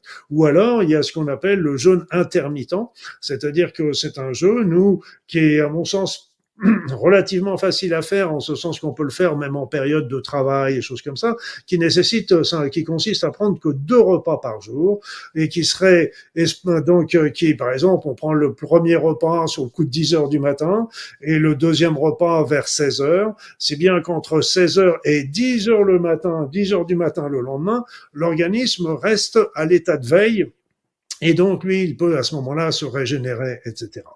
Mais indépendamment de tout ça, on connaît le régime Okinawa qui nous a bien montré aussi que de diminuer simplement la charge, les calories, de faire des repas moins riches en calories, plus pauvres en calories, voire des petites périodes de disette, des petits jeûnes de 24 ou 48 heures, était très bon pour la santé et voire pour la longévité. Mais moi, je suis jamais un radical dans ce sens-là parce que je pense que oui, ça peut être utile pour faire le nettoyage, mais il vaut mieux en faire des petits régulièrement qu'un long ou qui peut être mal Ah oui, vécu et surtout être bien entouré, de faire toujours que ce soit une période favorable pour justement la méditation, la détente, le yoga, la relaxation, les balades dans la nature, le recueillement, la prière, etc. C'est comme ça, c'est comme ça. Et tu sais, Didier, je vais te dire un truc. oui. C'est que l'alimentation est très importante aussi parce que euh, si tu compares une alimentation végétarienne Mmh. avec une alimentation riche en viande, eh bien, quand une personne mange une alimentation riche en viande, ça va favoriser la sécrétion de certains neurotransmetteurs, noradrénaline, dopamine, etc., qui sont des neurotransmetteurs très utiles pour l'action. Mais s'il y a un excès de viande, etc., il risque d'y avoir un excès de ces neurotransmetteurs qui peut emmener vers l'agressivité, des actes nocifs. Inversement, une alimentation qui sera plus de nature végétarienne, eh bien ça va favoriser la fabrication de la sérotonine, qui est, pour faire court, le neurotransmetteur de la sérénité, du calme, de la De ce qui tranquillité. rend heureux. Alors je prêche pas pour autant sur un régime végétarien. Je ne suis pas moi-même végétarien, mais je pense qu'il faut bien être conscient que selon ce que l'on mange, on va agir plus ou moins sur les neurotransmetteurs qui vont agir sur nos comportements. Et, et donc c'est pour ça le jeûne lui aura plutôt tendance à favoriser la fabrication de sérotonine, donc qui est un neurotransmetteur très équilibrant, harmonisateur de l'organisme. Voilà. Mais il faut faire attention dans le jeûne parce que, et ça m'embête en tant qu'ancien médecin, parce que j'entends beaucoup de choses sur le jeûne, dans le traitement des maladies, etc. Mais inversement, toutes les études que j'ai vues sur le côté médical n'ont pas montré d'intérêt fabuleux, d'intérêt particulier du jeûne au niveau des maladies. Donc c'est pour ça qu'il y a deux poids deux mesures et je suis un petit peu dans Il faut être tempéré. l'expectative. C'est comme tout. Il faut pas aller dans les excès. Comme tu l'as dit, des jeunes qui sont courts 24-48 heures, où l'idéal, c'est vrai que le jeûne intermittent, c'est que deux repas. Donc, à la limite, si on fait sauter le petit-déj du matin et qu'on mange un peu plus gras, ou de manière un peu plus importante à 10 heures, ça va, c'est bien. Tout en gardant. Et ça, le deuxième repas vers 4-5 heures. Ouais. Et puis voilà, c'est pas compliqué. Et là, on parle même pas de restriction Oui, il n'y a pas de calorique ou privation là. choses. Il n'y a pas de privation du tout. Et C'est là, génial. le corps a tout ce qu'il faut pour se développer, mais il a un grand temps de repos qui va lui permettre de se régénérer. C'est, à mon sens, c'est une alternative intéressante aux jeunes et puis de faire de un dimanche. Moi, ça m'arrive de temps en temps, un dimanche, hop, je me décide, je ne mange pas, donc je prends mes petites infusions, mon thé, mon Et machin, ça et fait pas puis, de mal. Ça fait pas de mal. oui, ça Alors, fait pas mal. j'ai vu un petit short, l'extrait justement d'un entretien avec une dame qui avait 113 ans, je crois que c'est sur Canal+, que je l'ai vu, mais peu importe, elle disait quelque chose avec une belle profondeur, en tout cas une simplicité, elle parlait très clairement, hein, pour 113 ans, je lui donnais plutôt 90 ans, mais pas autant. Et elle disait, avant, c'est sûr qu'on était moins intelligent. Elle dit déjà ça. Je suis pas, je suis pas vraiment d'accord, mais ma foi, admettons. Elle disait, par contre, on avait moins de choses qu'aujourd'hui, ça c'est certain. Et aujourd'hui, c'est trop. C'est-à-dire que les gens ont tout de suite, et ça crée des frustrations. Le problème d'avoir tout et trop fait que ça crée des insatisfaits. Est-ce que le bug dans le programme, ce qui empêche de la prise de conscience, est-ce que, puisque tu parles, on le dit, hein, il y a dans le titre, hein, évidemment dans le sous-titre, il y a des protocoles pour retrouver sa liberté. Est-ce que quelque part, le fait d'être technophile, d'être attaché à cette surabondance aujourd'hui technologique, et puis même le fait d'aller voir quelqu'un dans une boutique, dit vous avez tel livre de Luc Baudin? Non, je l'ai pas, mais je peux vous le commander. Non, laissez tomber. Et puis on va, on commande en 48 heures chez Amazon. Est-ce que le fait d'avoir tout ça tout de suite n'est pas aussi le fait de devenir esclave d'une consommation sous prétexte que, alors les prétextes sont tous bons, hein, mais voilà, la vie n'attend pas, on est pressé de vivre, on peut avoir un maximum de choses. Et aujourd'hui, on a même temps que nos arrière-grands-parents, on peut avoir beaucoup plus de choses. Mais est-ce que c'est pas, j'ai l'impression, comme pour reprendre le terme de Michael Levy, est-ce que ce n'est pas tant la quantité qui compte, mais plutôt l'intensité des choses que l'on vit? Oui, parce qu'en fait, qu'est-ce que ça cache, cette course à la consommation? Tu sais, on achète un ordinateur, on n'a même pas sorti du magasin que notre ordinateur est déjà obsolète parce qu'il y a un nouveau modèle qui est sorti, etc. Un peu pareil pour les téléphones portables, etc. C'est la même chose. Donc, d'avoir toujours le dernier né, etc., ou la plus grande télévision, ou la plus belle voiture, etc. Tout ça, c'est pour combler une insatisfaction. On nous fait croire que en achetant, eh bien, ça va nous rendre heureux. Or, ça va nous apporter un plaisir, c'est sûr. On a un nouvel ordinateur, on a une nouvelle télévision, on a une nouvelle voiture, on a un nouveau costume. On est content, ça nous fait du plaisir. Mais au bout de quelques heures, de quelques jours, on l'a même oublié et ça ne nous apporte pas le bonheur. Et ça, la question qui serait plutôt intéressante de se poser, c'est de se dire, qu'est-ce qui vraiment nous donnerait une satisfaction. Et cette satisfaction, on s'aperçoit souvent qu'à la fin du compte, qu'on ne la résout pas dans le matériel. C'est pas le matériel qui nous apportera la satisfaction. On a le droit d'avoir des plaisirs, on a le droit d'aller au restaurant, on a le droit de s'acheter une belle télévision, une belle robe, un beau costume, etc. Bien sûr, mais ça ne doit pas être une fin en soi. Et il faut bien comprendre que c'est un plaisir et que ce n'est pas un bonheur. Et que le bonheur, on le retrouvera surtout en développant justement d'autres pensées, des pensées plus élevées, en regardant bien déjà, comptons déjà ce qu'on a au lieu de regarder ce qu'on n'a pas et ce qu'on aurait envie. Et c'est vrai que les anciens avaient évidemment le frein que quand surtout quand ça arrivait moi j'habitais dans une petite ville en province évidemment si on voulait commander quelque chose ça mettait des jours, des semaines voire davantage mais ça prenait aussi l'attente, ça prenait le plaisir de l'avoir et je pense que je dirais que les anciennes générations n'étaient pas moins intelligents que nous. Je dirais ils avaient moins de conscience, moins d'ouverture de conscience que nous. Et ça, on n'a pas tellement l'impression que c'est le cas en voyant un peu l'actualité générale. Mais pourtant, aujourd'hui, ce qui se passe, c'est qu'on a une conscience qui est planétaire, voire bientôt interplanétaire. On parle de la Lune, de Mars, etc. Mais c'est une conscience déjà planétaire. On s'aperçoit que on est sur une petite boule et on est au courant de tout ce qui se passe à l'autre bout du monde en un temps record. Autrefois, il y avait une conscience qui était plus au niveau du pays, voire de la région, voire de la ville. Et donc, cette conscience était plus limitée.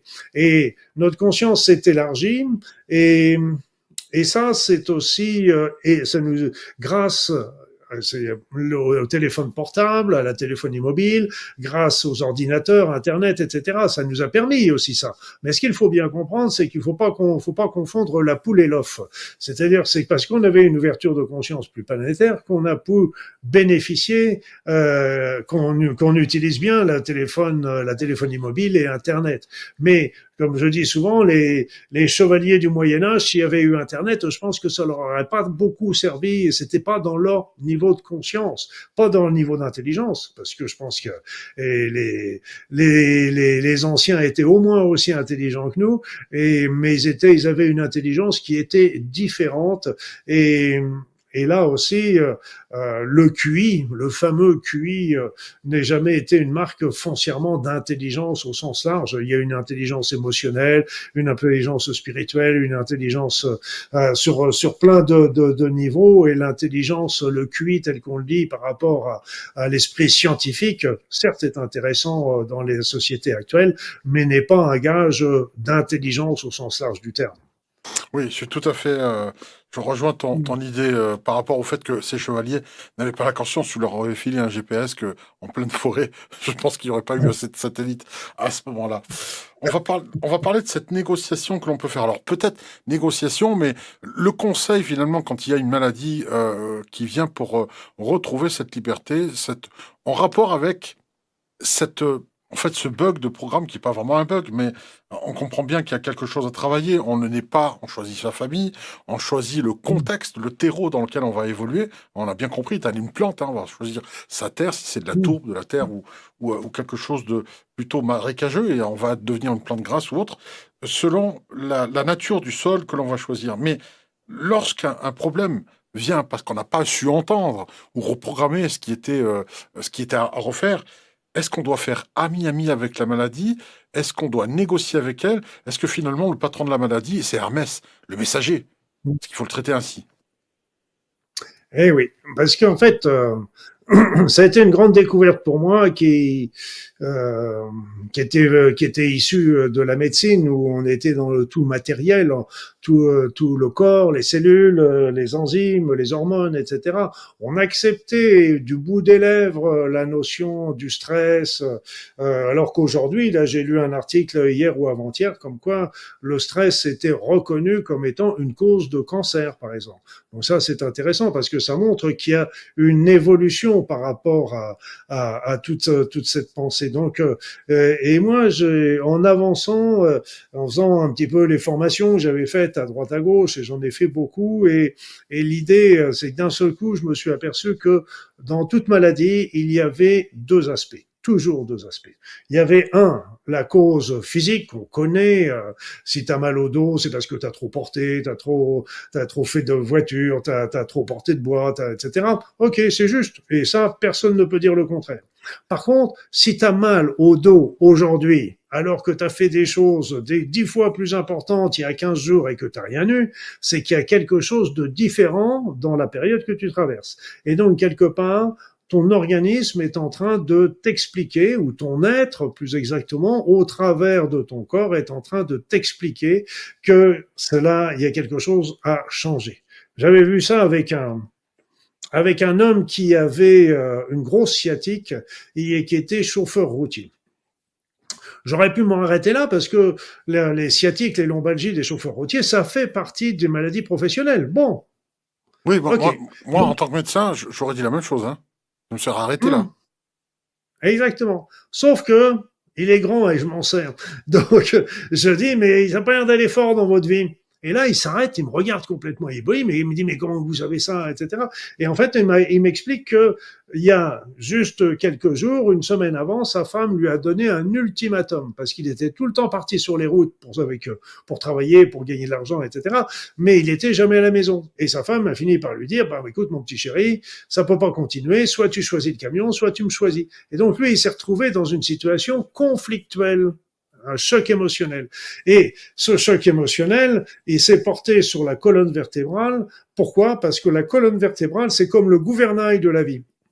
Et quand d'un seul coup, on ne sait plus comment diriger le navire, eh bien, il va à volo et la colonne vertébrale va à volo. Et donc, le soin qui pouvait être prodigué à cet homme, bien sûr, avec les traitements conventionnels, les traitements, l'ostéopathie, les traitements énergétiques, on va solutionner, on va soulager le problème.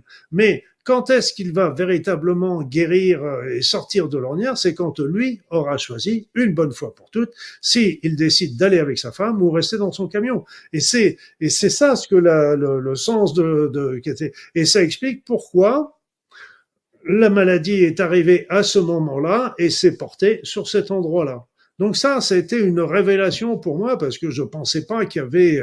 Et si on prend le problème un petit peu d'une manière plus générale, quand on a justement quelque chose qui ne correspond pas à notre être, quelque chose qui ne correspond pas à nos aspirations, quelque chose qui nous fait sortir de notre chemin de vie, tout simplement, quelque chose qui ne nous rend pas heureux, quelque chose qui ne nous satisfait pas, eh bien, tout simplement, et on va y avoir des petits rappels à l'ordre. Ces petits rappels à l'ordre qui vont être très simples au début, ça va être simplement des intuitions, des ressentis, des synchronicités, qui essayent de nous montrer que on n'est pas sur la bonne route et qu'il faut changer.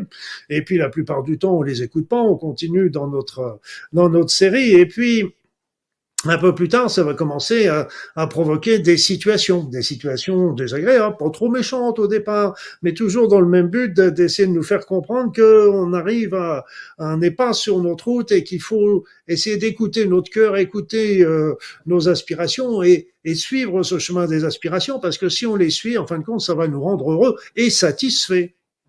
Et donc, on les entend pas. Donc, à chaque fois, des situations reviennent tous les 2, 3, 4, 5, 6 ans. Ça dépend des personnes et des cycles. Et à chaque fois, ça revient un petit peu plus fort. Et si on n'entend toujours pas ces petits rappels à l'ordre, ce qui ne sont pas des punitions, hein, c'est simplement des mises en garde, etc., eh bien, ça va finir par s'inscrire dans le corps. Et je dirais que c'est la dernière ressource qu'a trouvé notre être pour nous faire comprendre véritablement que tout simplement, nous ne suivons pas notre route, nous ne sommes pas heureux, et que, en fait, si on suit un peu plus notre cœur, et quelque part avec ce monsieur, qu'est-ce qui se passait? Cette femme qui lui a mis l'ultimatum, mais dans le coup, ça voulait dire quoi? Qu'il allait passer davantage de temps à la maison, qu'il allait davantage de temps avec sa femme, avec son amour, il va prendre un petit peu plus de temps pour lui, il va prendre un petit peu de temps pour aller faire des activités qui lui sont agréables. Donc d'un seul coup, il va reprendre le chemin de sa vie, le chemin et sa mission, comme certains l'appellent, et cela va le rendre heureux. Bien sûr, il va se dire, je vais moins gagner d'argent, etc. C'est l'autre facette des choses, notre manière de parler avec la raison, mais il y a l'autre côté qui est très important. Et les deux, c'est pour ça qu'il faut toujours travailler avec les traitements conventionnels, etc., pour la sciatique, mais il faut aussi arriver à ce que la personne comprenne ce que demande le corps, mais aussi accepte de changer en fonction de ce que dit le corps. C'est pas une punition, c'est simplement pour la personne la remettre sur son chemin de vie. Et comme on dit, c'est le chemin du bonheur, hein, en fait. C'est pas plus compliqué que ça, parce qu'on est en train de suivre nos aspirations, de suivre véritablement ce que nous demande notre cœur. Merci Luc Baudin, vous pouvez le trouver sur son site internet luc-baudin.fr et je ne manque pas aussi, voilà, on va s'abonner, ici vous cliquez une fois pour vous abonner et vous n'oubliez pas d'activer toutes les cloches, c'est bientôt Pâques, donc ça tombe bien, pour être notifié de toutes les nouvelles vidéos sur le site internet. Donc vous pouvez évidemment vous abonner, je vous invite à le faire, à liker, à partager la vidéo et les cloches comme je vous l'ai démontré tout à l'heure. Et vous avez aussi ce livre dont on parle, hein, des programmations et reprogrammations, des protocoles pour retrouver sa liberté. Et vous avez aussi tous les autres livres. On les a pas tous, parce qu'il y en a beaucoup, mais il y en a un certain nombre aussi sur la librairie en ligne, curiousapprentice.com, que je vous invite à consulter. Une question subsidiaire, si je peux me permettre, j'ai toujours du mal à dire ce mot, mais ton prochain livre, on en a parlé un petit peu hors caméra. Alors, est-ce que tu peux en parler ou pas? Dis-nous un peu, donne-nous un avant-goût. Il n'y a aucun secret. Il n'y a aucun secret. C'est déjà, tu vas être content, Didier. Tu vas être content parce que là, je suis en train d'écrire mon prochain livre, mais qui va sortir en septembre, à peu près, septembre-octobre, et il est pratiquement finalisé. Il faut l'envoyer après ça chez l'éditeur dans une quinzaine de jours. Mais il va y avoir un roman, plus ou moins, on va le qualifier de science-fiction, qui devrait sortir au mois de mai. Ah, c'est génial ça. Ah bah tu vois, t'as chopé ma passion pour Star Trek, c'est ça, hein, en fait. Donc Et tu nous oui, trans... moi, j'adorais les bouquins de science-fiction quand j'étais ado. J'en Ah, dévorais des quantités absolument phénoménales et ça m'a toujours passionné. Et j'aime bien écrire. Je suis heureux quand j'écris les romans parce qu'en fait, ça vibre et puis on fait vivre les personnages. Et puis ça montre, ça permet de dire des choses et d'expliquer des choses qui, quand on les dit dans un livre, ça reste très théorique. Là, on voit la pratique dans la réalisation des personnages. Et c'est un véritable plaisir et je suis ravi. Et le livre, le roman s'appellera La chute des maîtres.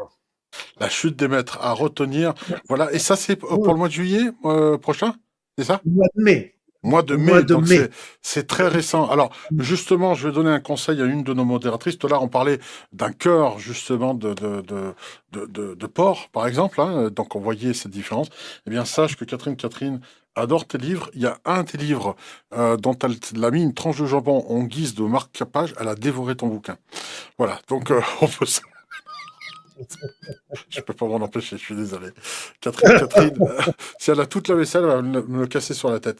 Merci à toi, Luc Bottin, pour ta disponibilité et surtout la clarté de tes explications, qui aident justement à cette belle vibration, de par exposer aussi, tu es un vulgarisateur, comme on le sait, de génie. Je pense que beaucoup de conférenciers te l'ont fait remarquer, et tu permets donc des concepts complexes de les ramener par analogie à des choses très simples de notre quotidien. Je te remercie rien que pour ça, par rapport à cette clarté de la parole, comme on dit, hein, les choses, il n'y a pas de choses complexes. Je ne sais plus qui c'est qui disait, il n'y a pas de problème complexe, tout ce qui est, doit s'expliquer, s'énonce de manière claire et compréhensible par tous. Je ne sais plus qui disait ça, Oui, mais je suis d'accord avec lui, moi, en tout cas. je vais te dire d'une manière très pragmatique, dès que commence à faire bobo tête, je m'en vais. Et donc, et donc l'idée, c'est que toutes les choses sont simples, elles Oui, sont faciles, elles doivent être à la portée de tout le monde. Et je dirais que c'est plus ces intellos qui ont plus de difficultés à les comprendre parce qu'ils sont trop parasités par plein de pensées. Et, quand j'explique, quand j'entends un conférencier qui dit des choses compliquées, eh bien, ça veut dire deux choses. Ça peut vouloir dire deux choses. Soit que lui-même n'a pas compris et donc, c'est pas la peine de rester parce que il n'a pas compris, il est en train de compliquer la chose, etc. Soit il a très bien compris et il complexifie la chose exprès pour garder oui, oui, oui, c'est pour avoir un ascendant. Un ascendant, ouais, voilà. on comprend bien ça, ouais, c'est vrai. Donc, C'est vrai. dans un cas comme dans l'autre, il faut pas rester. Ça sert à rien parce que de toute façon, quand c'est complexe, on n'en tirera rien vu que c'est trop complexe pour l'intégrer. Alors, quelque part, tu es en train de mettre le doigt sur un autre podcast que je vais faire. On va peut-être clôturer là-dessus parce que j'aimerais bien avoir ton avis. Je sais pas si je vais pas t'appeler pour faire un podcast finalement avec toi. Ça serait vraiment génial. Mais simplement, aujourd'hui, on voit que le niveau global baisse énormément et qu'aujourd'hui, justement, une génération, on va dire, qui aujourd'hui a du mal à s'exprimer et qui déforme la langue française, bon, on va pas les fustiger en disant que c'est la faute ou quoi que ce soit, mais voilà, les langages tronqués, SMS et compagnie font qu'il y a un appauvrissement de la langue française qui est tel aujourd'hui et que ça devient même pathologique, quasiment, et structurel. Ça évite des choses. Et le problème, c'est que on est aujourd'hui, on passe d'avoir ces générations à la tête, si vous voulez, de nos gouvernements, de nos élites et de grandes entreprises. Hein. C'est pour ça qu'on a des ministres d'ailleurs de plus en plus jeunes. Donc c'est marrant. Avant, on avait des vieux éléphants de mer qui faisaient peut-être pas, qui faisaient des conneries, mais comme tu le disais tout à l'heure, on avait un certain respect, il y avait une stature. Et aujourd'hui, c'est la fête du slip. Hein, je le dis comme ça parce que c'est vrai. Hein, c'est une constatation. Par contre, ce qui est beaucoup plus grave, c'est que dans les entreprises privées, etc., il y a un souci réel et je vais te l'exposer, Luc Baudin, c'est simplement que aujourd'hui, au niveau des recrutements, ces personnes qui n'ont pas le niveau pour être là où ils sont, il faut être clair, eh bien, dans les recrutements, font en sorte, et c'est un lien avec ce que tu viens de dire justement, le fait que de garder, de complexifier pour avoir l'ascendant, eh bien, lorsqu'il y a quelqu'un qui est plus compétent que le recruteur ne l'embauche pas. parce qu'il ne veut Mhm. pas mettre en danger sa place. Ça, c'est un vrai phénomène de société. Est-ce que ça, on peut parler, allez, je fais rentrer un carré dans un rond, mais est-ce que c'est un programme sociétal global pour l'humanité qui est cette dégénérescence, en tout cas, du savoir-faire qui est en train de partir, peut-être pour revenir mieux plus tard, mais pour l'instant, où on en est d'après toi? Oui, tout à fait. C'est que moi, je suis toujours un éternel optimiste, hein. Il y a toujours quelque chose qui va rebondir et qui va revenir de manière différente, mais différente, c'est tout. Tu sais, je vais te donner un exemple qui va certainement te faire rire.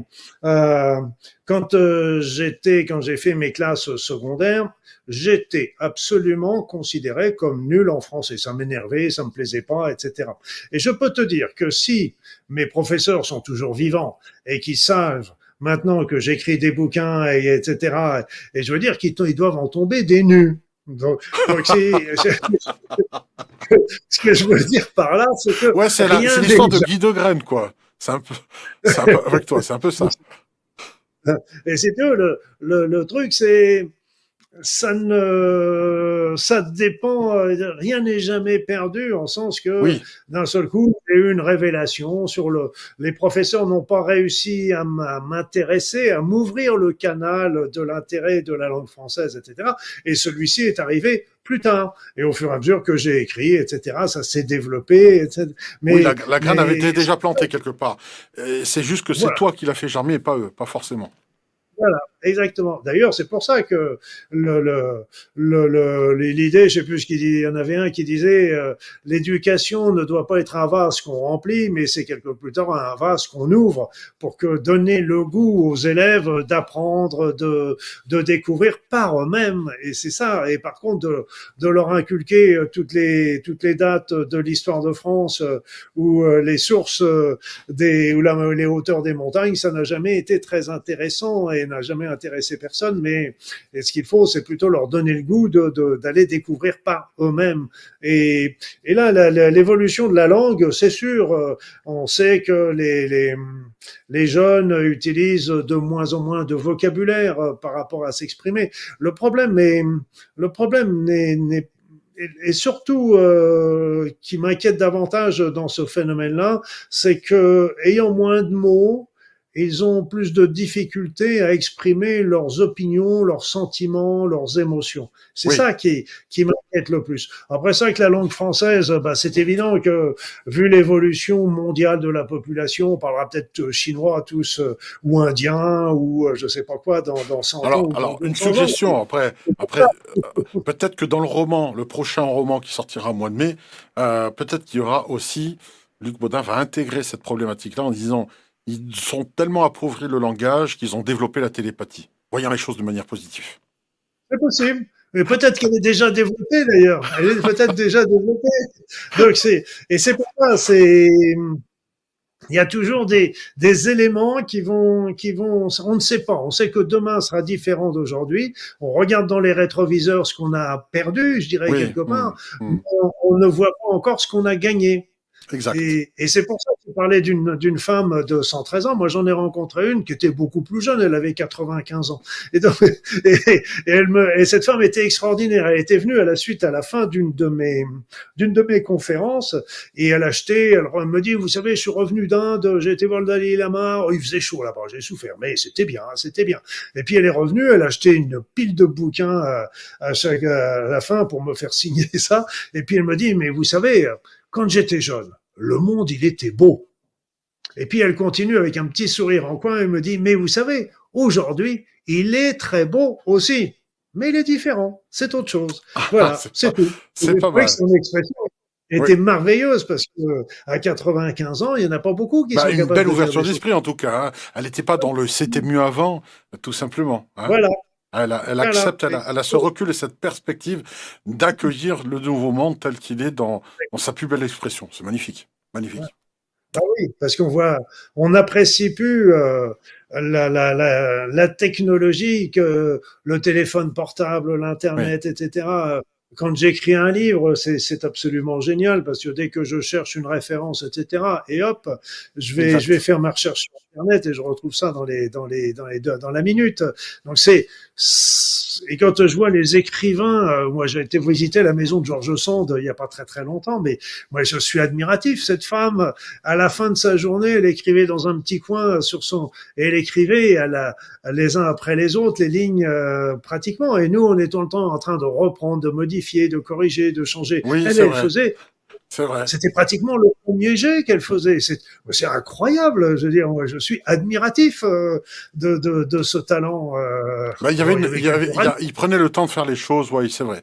Aujourd'hui, nous, on peut devenir plus productif, oui, c'est vrai, en termes de quantité et de qualité, de par cette technologie. oui, Donc, pour toi, c'est un le, outil, c'est le, un bel outil. le, oui, le problème surtout, c'est que ces outils tuent les temps de silence, les Oui. temps de recueillement.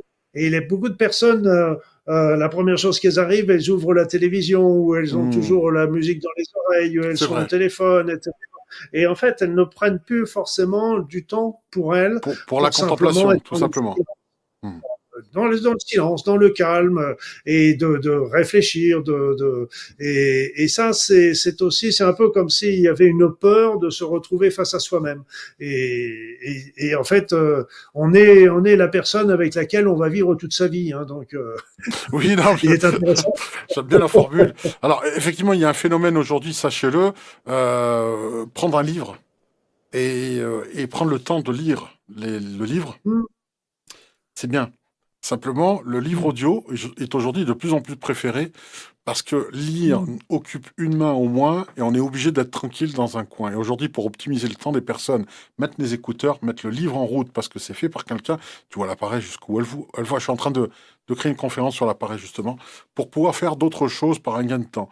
Sauf que mmh. le phénomène est ainsi, il réécoute plusieurs fois le livre et finalement passe plus de temps parce qu'à un moment donné, ils sont au chapitre 4, mais j'ai pas, ma tête est partie ailleurs pendant que j'entendais les deux premiers chapitres. Donc on revient en Ouais, ouais. arrière et finalement, à vouloir gagner du temps, en fait, on est confronté au problème en cherchant à l'éviter. C'est bizarre.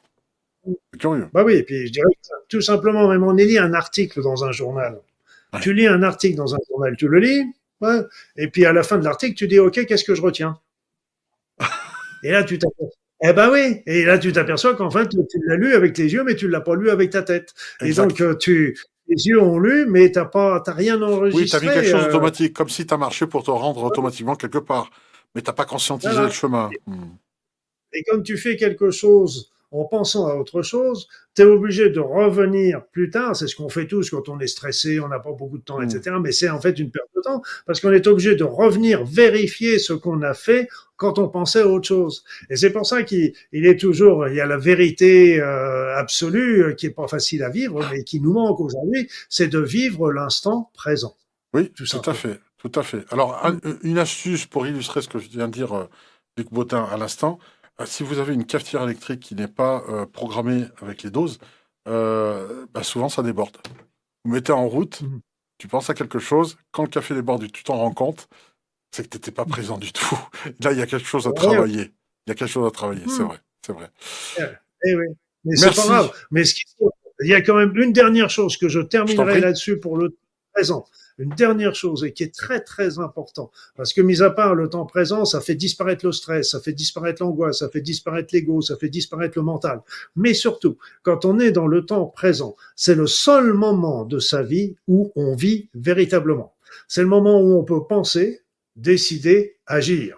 Tous les restes de fois, quand on est en train de regarder un film à la télé, c'est pas, on a le droit, hein, c'est pas une connerie critique, mais quand on est en train de regarder un film à la télé, quand on est en train de dormir, lorsqu'on est au téléphone, lorsqu'on fait d'autres, on n'est pas, on gamberge sur le futur, on rumine le passé, on n'est pas dans le présent et on ne vit pas. Le seul moment où on vit véritablement, c'est quand on est dans le moment présent et c'est là où on peut trouver notre satisfaction. Voilà. Merci Luc Baudin. Je vous dis moi à demain. Et puis en ce qui te concerne, eh bien pour l'actualité sur ton site internet, pour des conférences. Alors, actuellement, c'est pas les conférences qui occupent ton temps, c'est l'écriture de ton livre, j'imagine. Mais toutes les actualités sur luc-baudin.fr et n'oubliez pas sa chaîne YouTube sur laquelle vous allez trouver des trésors, des pépites à voir. Merci à vous tous. Bonsoir Luc. Au revoir. Au revoir Didier, bonsoir à tous. Merci de m'avoir écouté. Merci à toi.